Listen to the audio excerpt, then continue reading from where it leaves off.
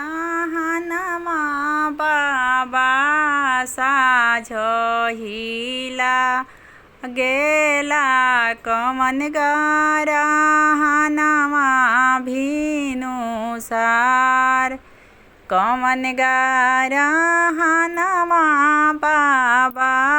मड़वा मेला गेला कबदल उग्रिना होस चंदा गाराहानमा बाबा साझहिला गेला सूरज गाराहानमा भिनुसार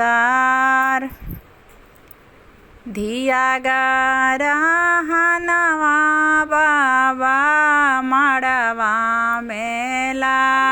गेला कबदल उग्रिना होस कहाँ का पे धोतिया हो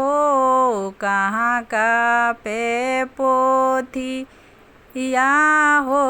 कहाँ का पे कुसावा परास धिया लिहले का पीले